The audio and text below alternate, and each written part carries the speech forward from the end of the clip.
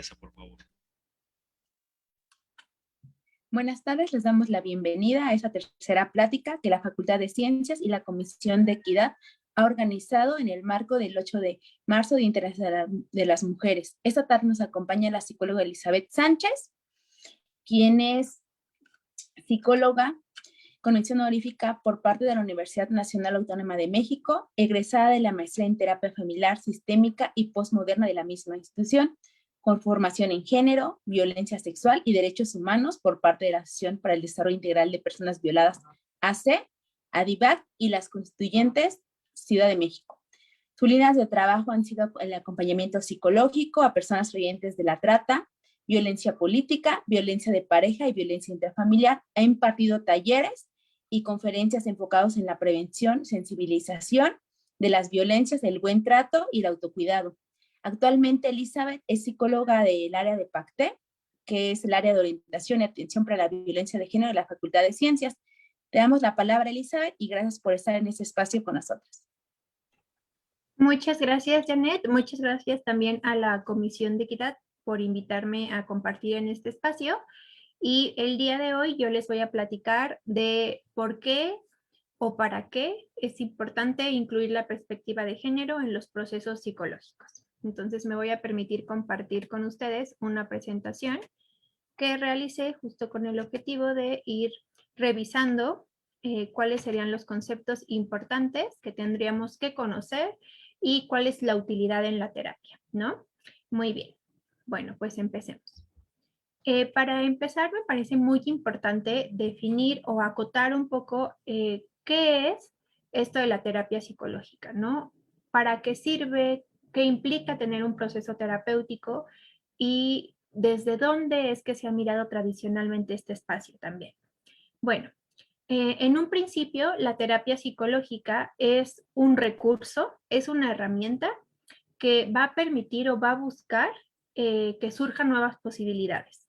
La intención de iniciar un proceso terapéutico o la intención al menos desde mi práctica como psicóloga siempre es que las personas tengan una apertura, una visión más amplia de qué es lo que está ocurriendo a su alrededor, ¿no?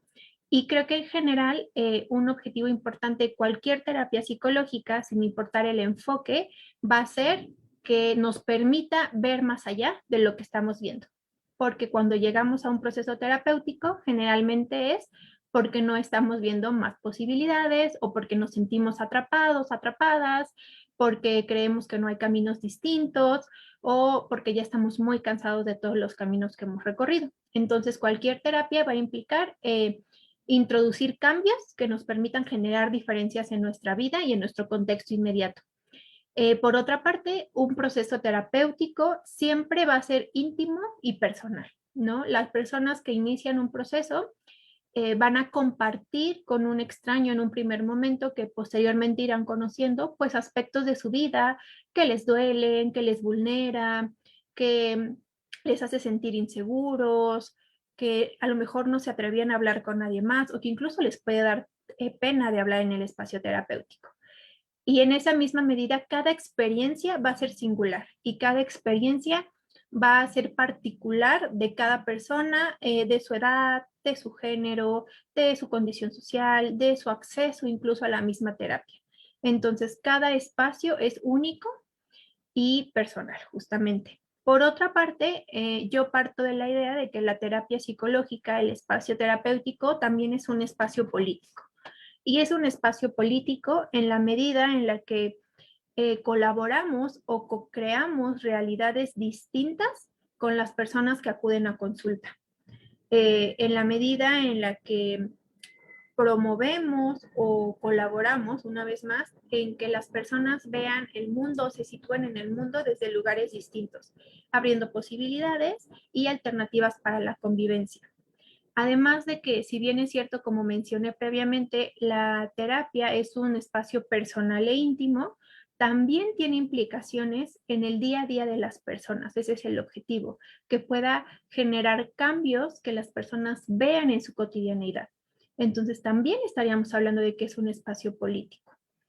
Y por otra parte, la terapia psicológica es un derecho humano también en la medida en la que todas las personas debemos de tener y se nos debe de garantizar pues el derecho a la salud, ¿no? Y aquí me gusta como hacer esta diferencia de que para las mujeres la validación o el reconocimiento de que éramos sujetas de derecho fue hasta la Convención Mundial de Viena en 1993, donde se reconoce que las mujeres también tenemos acceso a los derechos humanos, ¿no? Que no solamente estos son exclusivos para los hombres.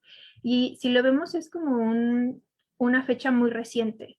En esta conferencia también se habla justamente del acceso a las mujeres a una vida libre de violencia y a la salud mental. Entonces, esta fecha es muy importante porque da cuenta de que justo lo que hablamos hoy, esta lucha por mejores condiciones para las mujeres, por espacios libres de violencia, por espacios más igualitarios, pues es muy antigua, pero a la vez los cambios están siendo recientes, ¿no? No es una lucha que tenga tanto tiempo como a lo mejor esperaríamos. Bueno, y por otra parte, ¿de qué hablamos cuando hablamos de la perspectiva de género? Bueno, la perspectiva de género es, de acuerdo con Pérez Duarte, es un enfoque analítico y metodológico que tiene como fundamento la teoría de género. En esta se visualiza a las mujeres y a los hombres como sujetos históricos, construidos socialmente y producto de una organización particular, una organización social determinada. Esto implica diferentes aspectos. Por una parte, implica el reconocimiento de que las relaciones entre hombres y mujeres son relaciones de poder. Es decir, en estas relaciones va a haber una figura que generalmente tenga la conciencia o no necesariamente tan conscientemente, pues, pero existe está asumido que hay una figura que está por encima de la otra. Y desde lo que podemos ver o lo que se observa es que generalmente esta figura que está por encima de la otra es la idea de el ser hombre, de la masculinidad, del patriarcado, de lo hegemónico, ¿no? Y entonces eso es muy importante. ¿Por qué? Porque si bien es cierto, la teoría de género, la perspectiva de género no habla exclusivamente de las mujeres o no habla exclusivamente de cómo es cómo solo las mujeres viven esto, pero sí se ve y se ha observado y se conoce que quienes están generalmente en la posición de desventaja son las mujeres.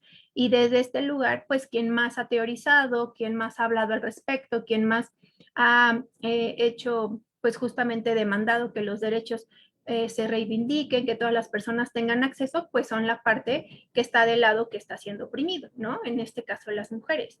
Y pues tiene sentido, porque mientras los hombres están en una posición de privilegio o en una posición que les exige de manera distinta o que socialmente tiene un reconocimiento más favorable, pues es menos probable que ellos estén cuestionando o que estén diciendo por qué yo tengo privilegios, ¿no? Hay una metáfora que a mí me gusta mucho y es esta idea de que las personas que duermen en el colchón pocas veces van a cuestionarse por qué están durmiendo en el colchón, ¿no? O sea, están cómodos, es algo que les permite mantener cierto estilo de vida, les permite mantener un estatus. Entonces, esto también es importante de mirarlo, porque estamos partiendo de lugares distintos a la hora en la que interactuamos con el mundo.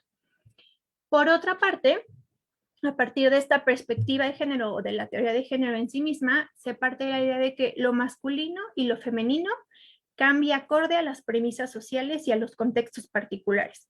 ¿Esto qué significa? Bueno, pues que justamente no es lo mismo a lo mejor lo que se entiende por femenino y masculino en esta época en la que vivimos actualmente a lo que se entendía o se reconocía hace 50 años, ¿no?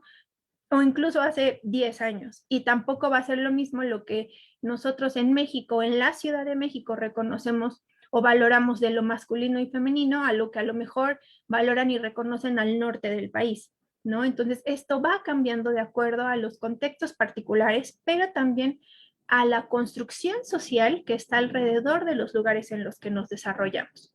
Y en este sentido, estas identidades femeninas y masculinas, como ya mencioné, se construyen en lo social y en lo cultural y son complementarias, excluyentes y desiguales. ¿Y a qué me refiero con estos puntos? Bueno, la parte de la complementariedad busca evidenciar que muchas de estas identidades o de estos roles, de estas ideas de lo femenino y lo masculino, tienden a ser complementarias, que no es lo mismo que sean iguales, sino que se refiere a que están basadas en la idea de que para que una funcione, se requiere de la otra parte, ¿no? Creo que un ejemplo muy claro es como lo público y lo privado, ¿no? Las figuras masculinas están generalmente colocadas en lo público y entonces se sabe, pero no se reconoce que hay un esfuerzo y un trabajo privado que sostiene que esos hombres, por ejemplo, vayan a lo público, ¿no? Y esto es muy característico de las familias, ¿no? O sea, se sabe que hay una mujer que está en casa, que se asegura de tener alimentos, de tener ropa limpia, de tener una casa ordenada, pero no recibe un sueldo por eso, ¿no? A menos que sea contratada específicamente por eso y que, bueno, sabemos que las condiciones no son iguales a las de un empleo formal, ¿no? Pero en cambio, el hombre que está en lo público recibe una connotación y un reconocimiento social distinto. Y entonces de esto hablamos cuando nos referimos a que las identidades son complementarias. Y podemos darnos cuenta de que generalmente esta complementariedad nos deja a las mujeres como con la peor parte del trato, ¿no? O sea, somos las que se quedan en la casa o somos las que sufrimos en las relaciones de pareja o somos las que son juzgadas cuando una relación no sale como se esperaba y entonces se ve que es complementario pero también es desigual. Y aquí entra la parte de ser excluyente. ¿Por qué? Porque esas cualidades que se esperan en lo femenino no se esperan en lo masculino, así como las cualidades masculinas no se esperan en lo femenino, ¿no? Y entonces aquí entran muchos estereotipos, como por ejemplo esta idea de que los hombres son más fríos, son calculadores, tienen una lógica más desarrollada y las mujeres somos sensibles, no sabemos controlar nuestras emociones, y es lo que se espera de cada uno de ellos, ¿no? Y por otra parte, desde lo masculino hay justamente un rechazo a toda la parte femenina, ¿no? O sea, algo que busca o se busca desde esta masculinidad mucho más tradicional o hegemónica es justo la idea de no parecer o no caer para nada en situaciones femeninas, ¿no? O sea, parecer lo más hombre posible. Y entonces vemos que justamente esta forma en la que se construye la identidad masculina y femenina todo el tiempo se está jugando entre la complementariedad, la exclusión y la desigualdad. Y esto es muy importante de irlo mirando, porque esta es la forma a partir de la cual nos relacionamos y establecemos acuerdos, discusiones, es la forma en la que nos vivimos en el día con día. Y por otra parte, la perspectiva de género plantea o apuesta por un cuestionamiento, un análisis para poder proponer alternativas distintas de vivirse y visualizar ambos géneros, ¿no? O sea, la perspectiva de género lo que nos está diciendo es, ojo, hay un punto de partida distinto para hombres y para mujeres y eso hay que mirarlo, porque es a partir de estas perspectivas que las personas se relacionan con las otras personas, que hombres y mujeres nos relacionamos. Y entonces a partir de este cuestionamiento y este análisis es que podemos construir relaciones distintas, ¿no? Entonces esto es un poco lo que plantea la perspectiva de género. Y bueno, ahora, algo muy importante, ¿por qué habría o por qué sería necesario, por qué es importante que la terapia psicológica incluya o se trabaje desde una perspectiva de género?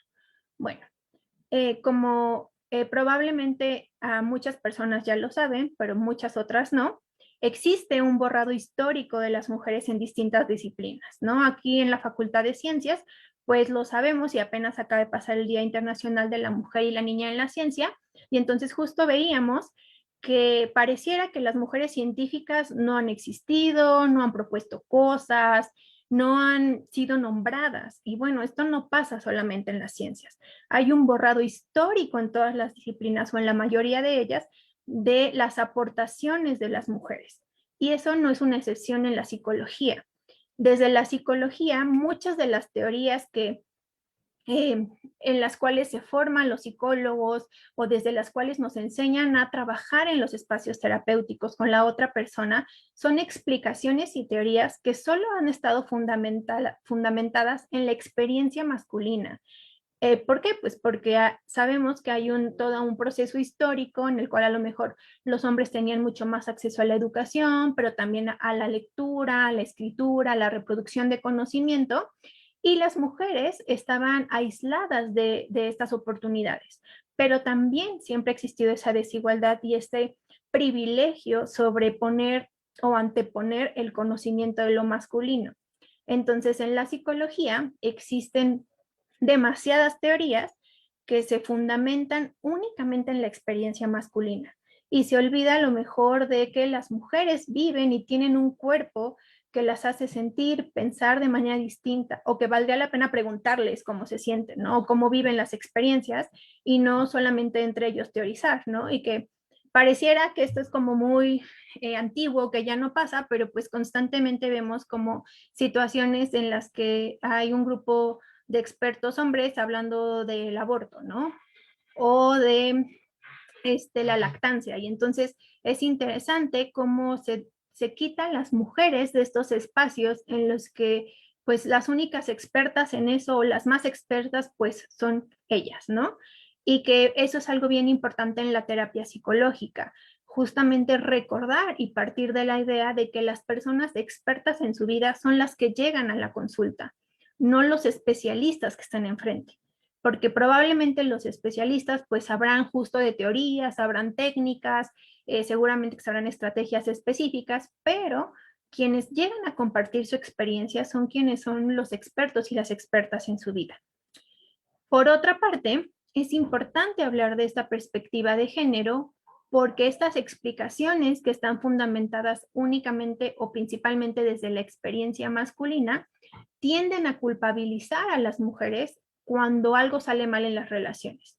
Y aquí, por ejemplo, yo voy a hablar específicamente de mi formación como terapeuta familiar y terapeuta de parejas, porque en la teoría que nosotros revisamos, las personas o los autores que empiezan hablando de qué es lo que pasa en las familias cuando hay un conflicto, porque hay hijos que tienen dificultades, porque hay abusos o hay violencia en las familias, tienden en un principio a culpabilizar a las mujeres, ¿no? Como a decir, es que la mamá está ausente, es que la mamá no está poniendo atención, sin tomar en consideración a lo mejor que el papá tampoco está presente, que el papá es violento, que el papá está haciendo cosas también, ¿no? O que hay un contexto más amplio que hace que las mujeres se hagan cargo de las familias o de las parejas.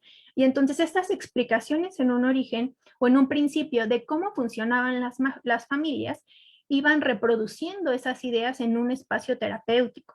Y entonces a lo mejor podía llegar una mujer que de por sí ya se sentía culpable porque socialmente somos las encargadas de que nuestra familia esté bien, de que nuestros hijos sean educados, respetuosos, de que sean inteligentes, de que tengan buen aprovechamiento académico, de que sepan 4 idiomas, y entonces llegan con el experto y el experto les dice, claro, es tu culpa, tal vez no con esas palabras, pero sí le hace sentir que porque no está poniendo más atención, por qué no está siendo cuidadosa con lo que su hijo consume. Y entonces, una vez que muchas psicólogas que empiezan a formarse desde el feminismo observan estas tendencias en cómo se había hecho terapia familiar, pues justo cuestionan, ¿no? Y dicen, bueno, pero aquí hay algo que no está siendo mirado, aquí hay algo en lo que no se está poniendo atención, y es en qué condiciones o cómo es que las mujeres terminamos teniendo esas posiciones en las familias, ¿no? Y entonces me regreso a esta idea de complementariedad. No puede existir esta complementariedad o este lugar de igualdad cuando las condiciones de partida son distintas. Y entonces eso es lo que hacen las mujeres feministas en la terapia familiar al menos. Ellas dicen, ok, sí pasa esto en la familia, pero no puede ser responsabilidad solo de la mamá. O no podemos pretender que solo las mujeres son las que no están haciendo parte del trabajo. Hay que ampliar la mirada, hay que ver qué está pasando con las otras figuras y hay que abrir el diálogo entre todos los integrantes de la familia. Entonces, a partir de esto, pues justo se ponen en duda o se empiezan a cuestionar conceptos que tendían a reproducir la revictimización de las mujeres que, por ejemplo, habían vivido violencia, como este término que existe de las ganancias secundarias y que se refiere a que las personas que están en una relación de violencia probablemente están ahí porque hay algo que obtienen. Hay algo que obtienen en un segundo plano y entonces por eso no se van. Y este es un discurso que todavía en muchas áreas de la psicología se utiliza, yo lo he escuchado en conversatorios, que se utiliza para explicar por qué las mujeres no dejan una relación de violencia y que terminan siendo revictimizantes.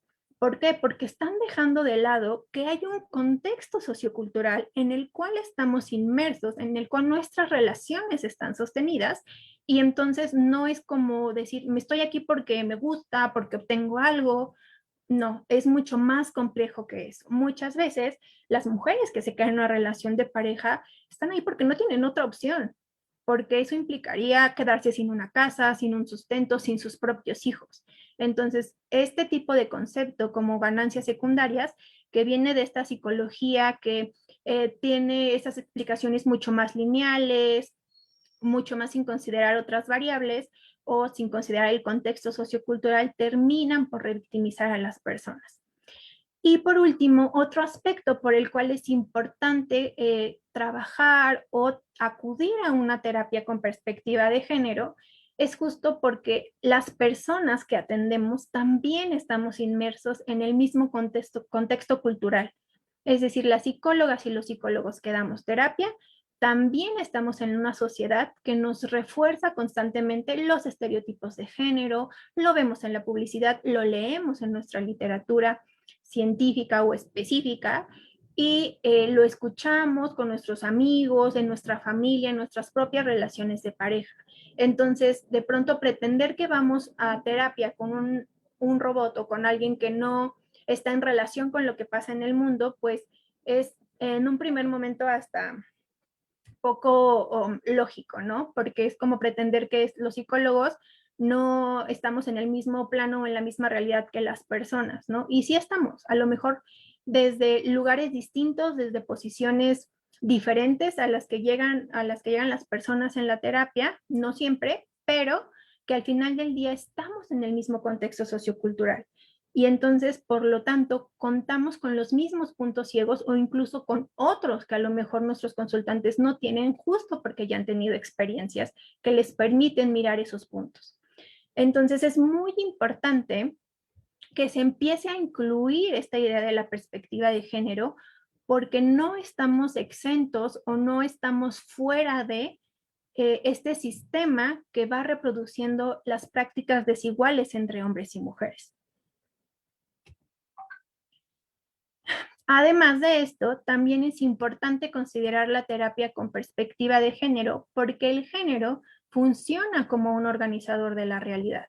¿A qué me refiero con esto? A que la idea, los estereotipos, los prejuicios de género atraviesan cada una de las actividades que realizamos, atraviesan nuestro trabajo y entonces pareciera todavía hasta el día de hoy que hay trabajos que son exclusivos para mujeres y que son exclusivos para hombres, ¿no? Y entonces es extraño, y es extraño incluso ver a mujeres, por ejemplo, que se dedican a la albañilería o a la construcción de muebles o a la reparación de casas o de la plomería, ¿no? Porque esa es una idea que tenemos, o al menos, por ejemplo, yo recuerdo cuando era pequeña que era algo exclusivo de los hombres, ¿no? Entonces yo, por ejemplo, hablaba con amigas ya después que era más grande y era, por ejemplo, raro que a nosotras nos enseñaran, por ejemplo, a cambiar una llanta, a cambiar un foco incluso, a reparar cosas de la casa.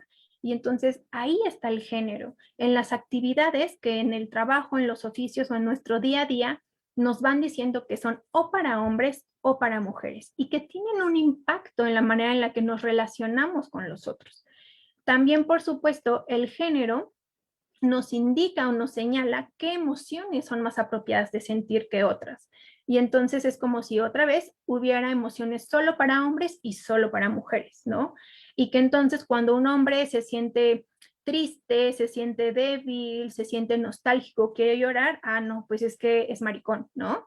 O ¿por qué está haciendo eso? Eso no es de hombres, ¿no? Yo recuerdo muchísimo, en una ocasión estaba en el cine y un niño muy pequeño, su mamá le decía, es que no llores, no llores, no llores, no eres niña, ¿no? Y entonces, ¿cómo desde pequeños nos van diciendo que hay emociones que son más permitidas para hombres o para mujeres? Porque, por ejemplo, entonces en el caso de las mujeres, una mujer que es firme, que es asertiva, pero que no habla en diminutivos o no sonríe cuando pide las cosas, no, ya es una persona muy arrogante, es grosera, es prepotente o está loca o seguro está en su periodo, ¿no? O sea, hay emociones que son más permitidas dependiendo el género con el cual estemos identificados. Y entonces ahí está otra vez este género organizando cómo nos vivimos en el mundo. Y por supuesto, también es un organizador de las relaciones de pareja y de las relaciones familiares, porque entonces en la pareja se espera que un hombre y una mujer atiendan o hagan cosas distintas. Y entonces a lo mejor cuando se inicia una relación de pareja, se espera que el chico pague la cuenta, que pase por ella, que la regrese, que hable con los papás, ¿no? Y que de pronto ustedes podrán decir, ay, no, eso ya no pasa, pero claro que pasa. Yo tengo consultantes que llegan y esas son sus conversaciones, de eso tratan los problemas, ¿no? Porque también como mujeres hemos crecido con la idea de que los hombres tienen que hacer ciertas actividades y nosotras también. Pero a nosotras lo que nos toca es cuidar la relación, cuidar que el otro se sienta tranquilo y que si esa relación termina, probablemente es porque nosotras hicimos algo mal, porque no supimos cuidar a nuestra pareja, porque no la satisfacimos sexualmente, porque no cumplimos con sus expectativas como mujer, ¿no? Y entonces ahí está cómo el género nos va diciendo cómo tenemos que comportarnos en nuestras diferentes relaciones o en las relaciones familiares, ¿no? Yo creo que más de una persona se podrá identificar, por ejemplo, con que en casa quien lava, quien cocina, quien sirve es la mujer, ¿no?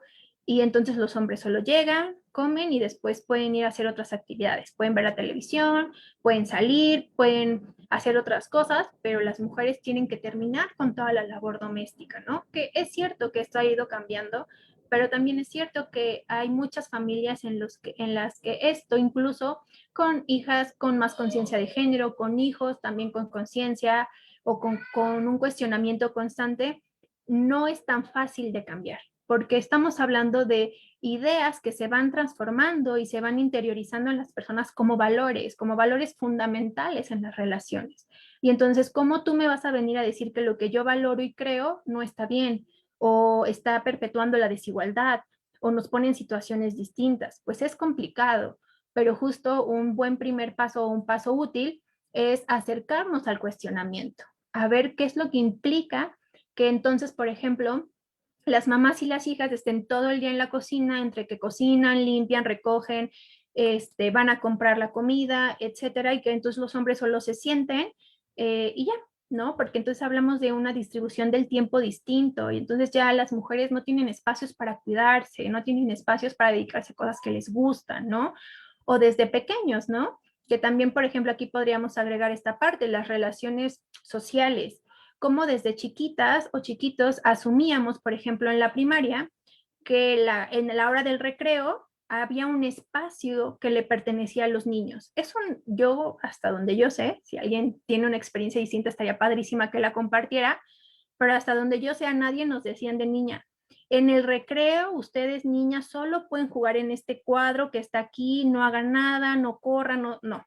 Más bien ya estaba implícito que los niños a la hora del recreo iban, jugaban fútbol y se apropiaban de todo el patio. Y entonces había pequeñas células o círculos de niñas jugando o sentadas platicando, pero no sabemos si era porque lo disfrutaban, les gustaba, o sea, seguro que la pasaban bien, pero ¿qué hubiera pasado si a lo mejor el espacio se hubiera distribuido de manera distinta, ¿no? Y que son estas cosas que el género va fusionando como organizador. Y también lo vemos en nuestra vestimenta, ¿no? Hay colores, hay ropa, hay exigencias distintas para hombres que para mujeres. Hay toda una industria que se encarga de que las mujeres constantemente estemos cuidando nuestra imagen, qué ropa vestimos, cada cuando la cambiamos, porque entonces hay ideas como de estas que dicen, no, es que no puedes repetir un vestido si ya lo usaste en una fiesta, tienes que llevar otro vestido distinto, ¿no? Y que lo vemos muy claro, o sea, es impresionante la cantidad de ropa que existe para las mujeres y poco a poco se ha ido abriendo, pero en realidad para los hombres es muy, muy poca, ¿no? Hace un tiempo yo hablaba con mi pareja y le decía, es que está padrísimo, o sea, tú solo eliges diferentes camisas de colores y ya, así unos jeans y una camisa distinta de color y ya, ¿no? Y entonces a las mujeres se nos exige o no, no es una exigencia abierta, pero está implícito que tenemos que usar diferentes prendas y que hay una mayor variedad, porque eso es lo que se acostumbra o lo que se espera del ser mujer, ¿no? Y entonces ahí está otra vez el género. Entonces, justo como lo vemos, el género está atravesado en cada una de las actividades que realizamos, ¿no? Y yo puse estos ejemplos, pero hay muchísimos. Creo que nos podemos incluso quedar el resto del tiempo hablando de esto porque encontraríamos cómo el género está a lo mejor en cada uno de los espacios que como personas habitamos en el mundo, ¿no? Y también está, por ejemplo, en esta vivencia de los cuerpos.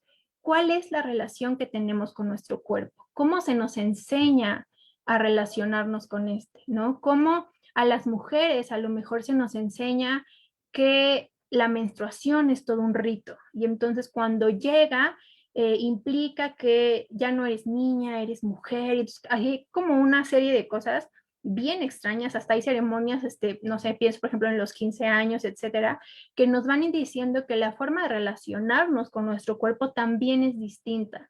Y entonces a las mujeres se nos enseña a cuidarlo, pero cuidarlo para los otros. Y entonces ahí volvemos, hay toda una industria que sostiene que las mujeres no pueden tener arrugas, no pueden tener celulitis, no pueden tener ciertos kilos de más, no pueden tener el cabello que no les brille, que no se vea alborotado, que no se vean despeinadas. Y entonces todo eso es la forma en la que nos relacionamos con el cuerpo y que no se exige a los hombres. A ellos se les exige otras cosas. A ellos se les exige a lo mejor ser fuertes, lucir varoniles, pero no es en la misma atención. Y generalmente si a ellos se les exige eso es para los otros hombres, para que su masculinidad aumente o sobresalga con respecto a los demás. Y a las mujeres es para los otros, constantemente es para los otros, ni siquiera es para una misma. Y también, por ejemplo, lo vemos en las actividades de ocio, ¿no? ¿Qué se espera que hagan los hombres durante sus tiempos libres y qué se espera que hagan las mujeres? O incluso con los mismos amigos, ¿no? O sea, se espera que las mujeres, y lo vemos en miles de películas, en incluso canciones, ¿no? Se espera que las mujeres cuando están juntas hablen de chismes, hablen de hombres, hablen de sus emociones, hablen de mil cosas, ¿no?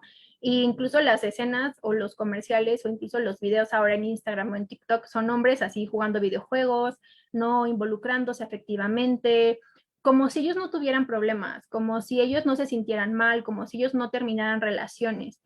Y este tipo de diferencias son justo las que van marcando o las que van abriendo más la brecha entre hay cosas que son de mujeres y hay cosas que son de hombres y eso no debe de cambiar, ¿no? Porque eso es lo lógico, porque eso es lo natural, porque eso es lo que todos deberíamos estar haciendo.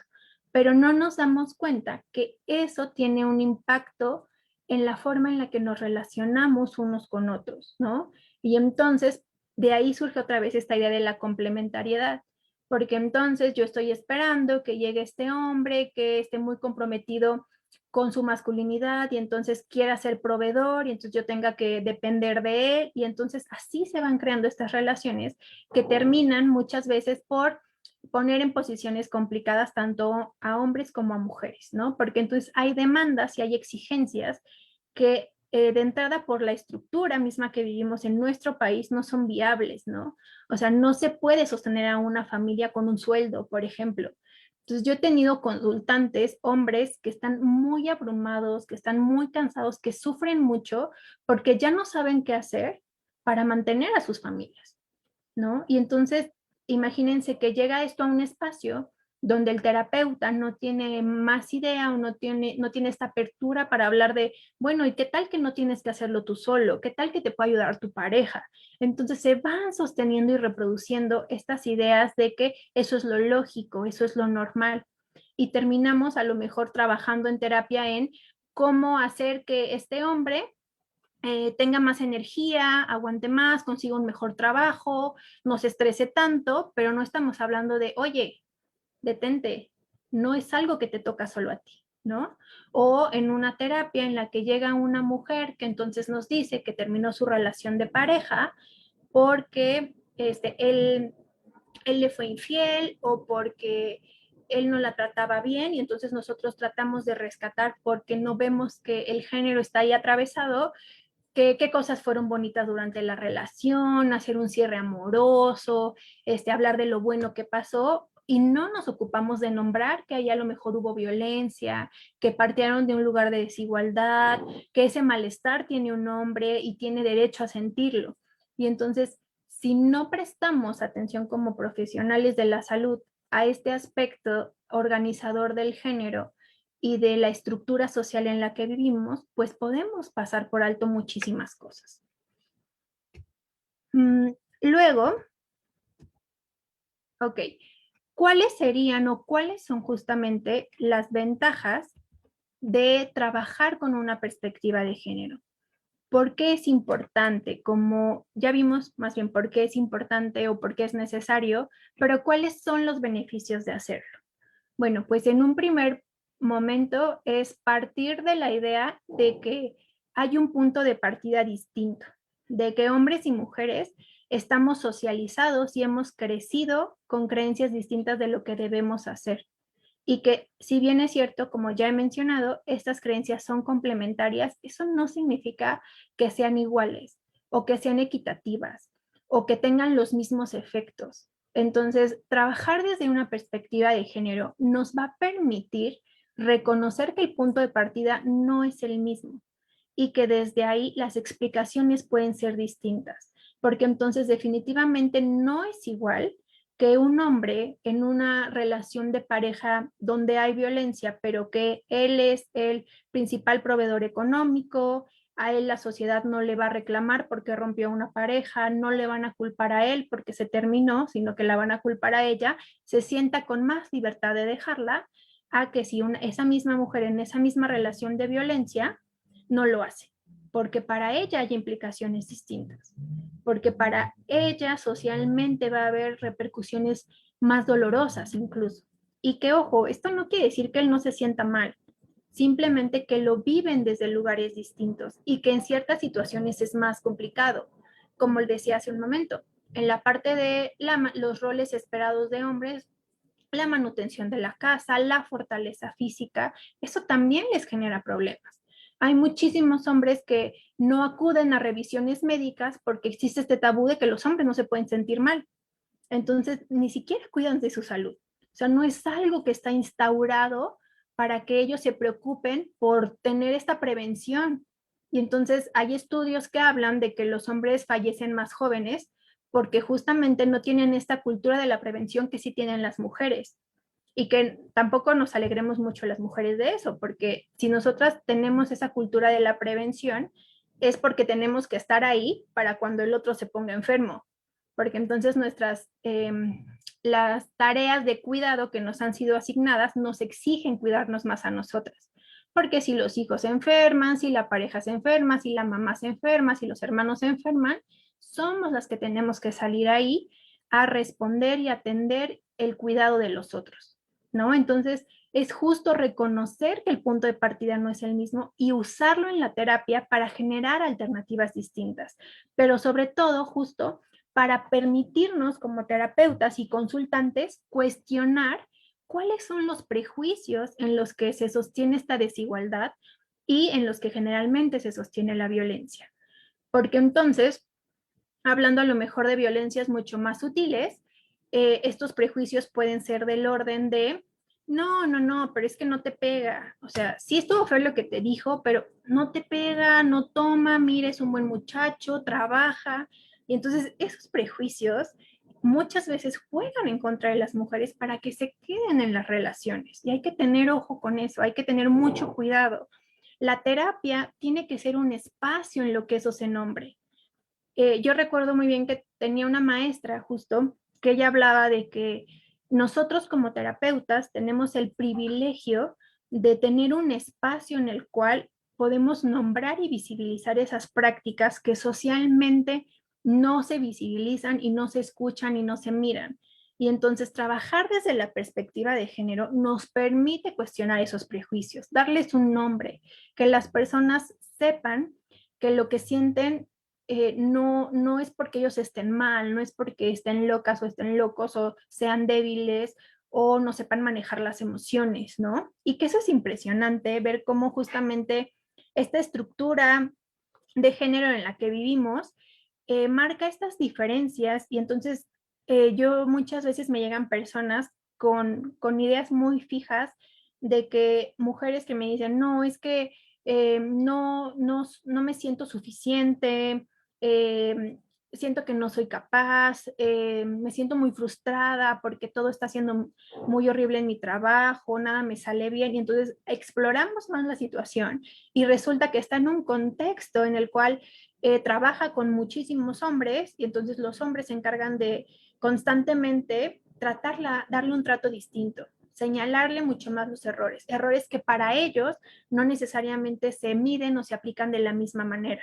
Y entonces estos prejuicios son los que hay que ir cuestionando porque muchas veces creemos que el problema está totalmente en nosotros, ¿no? Y se trata sí de ir asumiendo responsabilidades, pero también de irlas repartiendo, porque no hay que olvidar que todo el tiempo nos estamos relacionando los unos con los otros, ¿no? Y entonces hay algo que probablemente hacemos, no nos damos cuenta, pudimos haber hecho distinto, pero también hay un otro que pudo haber actuado desde un lugar distinto. En el caso de la violencia hay un otro que pudo haber decidido no ser violento, ¿no? Y que la violencia siempre es responsabilidad de quien la ejerce. Entonces, la terapia con perspectiva de género justamente nos permite visibilizar estos espacios asimétricos en las relaciones, estos espacios en los que la posición de partida no es la misma y entonces generalmente es lo masculino lo que tiene una prioridad o tiene un punto de partida, digamos, con más ventaja.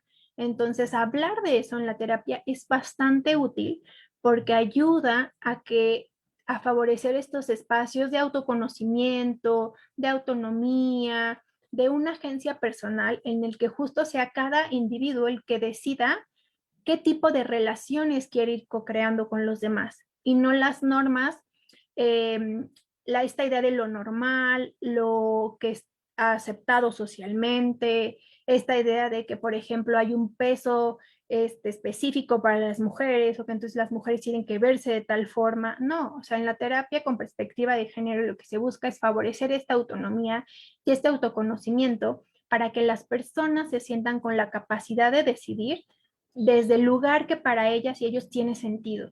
Desde a lo mejor estos hombres que apuestan por tener unas relaciones distintas, que apuestan por aprender a relacionarse desde el respeto, desde el buen trato, de cuestionar su privilegio y también de estas mujeres que ya no están dispuestas a asumir la responsabilidad de los vínculos afectivos totalmente solas, ¿no?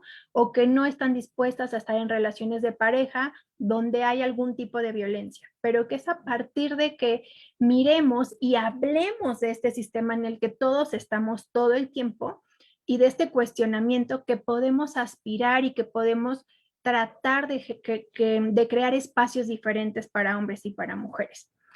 Y ya para concluir, también recordar que cualquier persona que quiere iniciar un proceso terapéutico tiene el derecho de preguntarle a su terapeuta cuál es la corriente que maneja, cómo van a ser las sesiones, qué pasa si pasa en las sesiones algo que no les hace clic, porque es algo que no nos enseñan. En general creo que es muy de nuestra cultura que no nos enseñan a validar nuestras decisiones y nuestras incomodidades, ¿no? Y entonces me han llegado consultantes que vienen de procesos terapéuticos de años o de varias sesiones en las que no pudieron sentirse con el derecho de decirle al terapeuta, no me gusta esto o ya no quiero estar aquí, y que incluso la terapia no se volvió este espacio seguro en el cual se abordaran cosas que fueran de utilidad, sino otro espacio en el cual se reproducía esta desigualdad, en el cual se reproducía esta revictimización.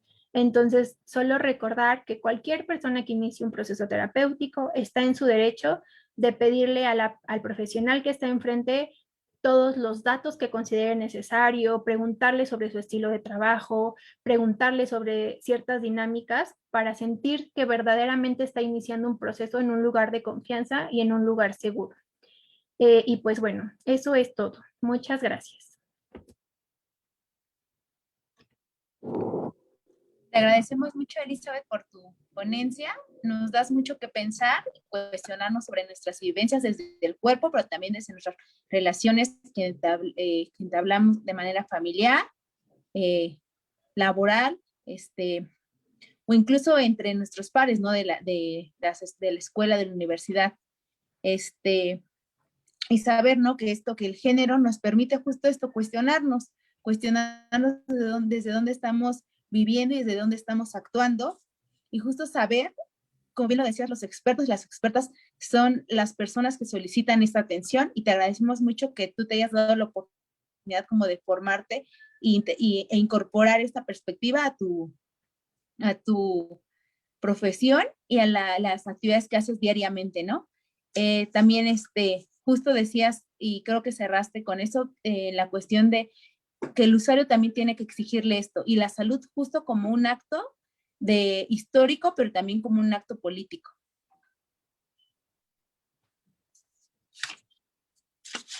Te podemos encontrar en Pactet, ¿verdad? También ahí.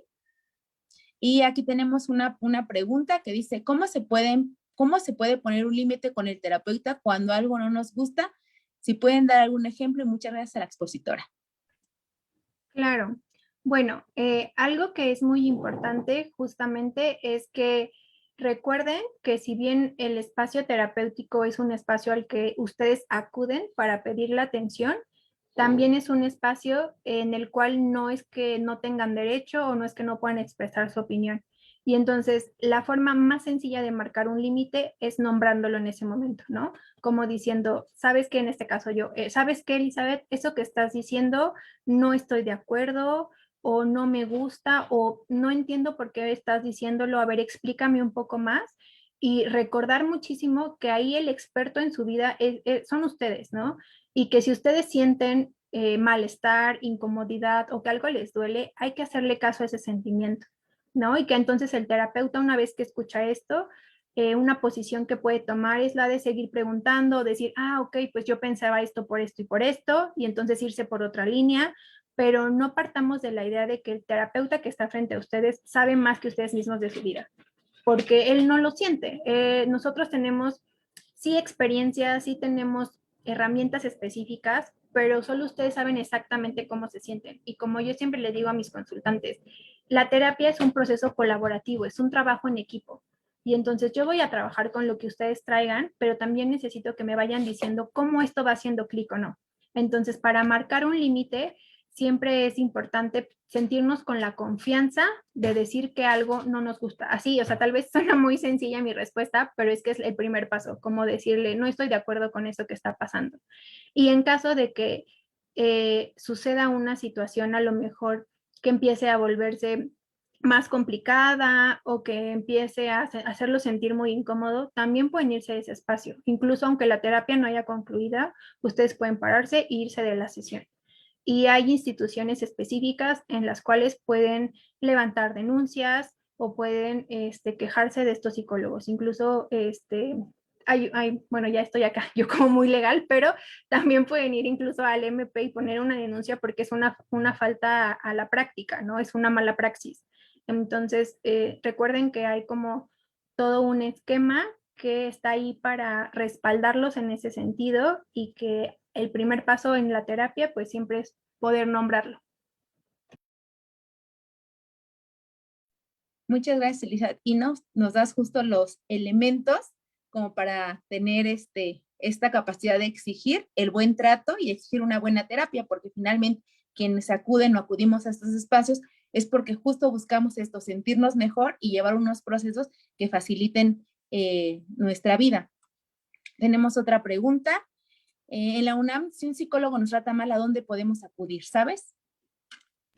Bueno, esto depende específicamente del área en el que estén tomando la atención psicológica. Por ejemplo, en la Facultad de Psicología, que el espacio es más abierto como a más público en general y no específicamente a la facultad, pueden acudir a hacer una denuncia o levantar una queja directamente con la dirección del centro. En la facultad hay 3 centros, ¿no? El centro que está justo en la facultad, que es el doctor Guillermo Dávila. Ahí está la directora y es directamente con la directora. y en cada uno de los centros también. Está el Centro Comunitario Los Volcanes, que también pertenece a la UNAM, y está el Centro Comunitario Dr. Julián MacGregor.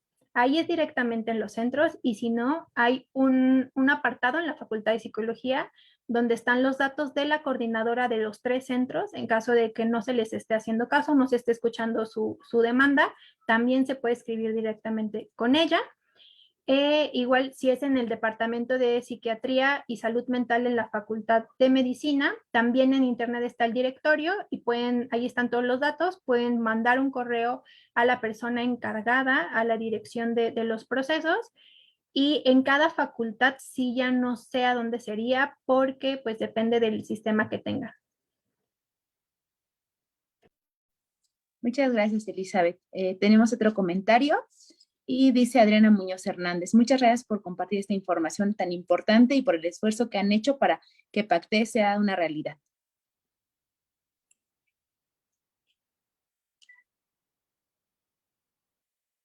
Te agradecemos mucho que nos hayas compartido esta tarde, Elizabeth. Nos vamos pensando mucho de realmente, nos das más elementos como para exigir una terapia en cuestión de vivirla realmente como esto, ¿no? Como un proceso de sanación.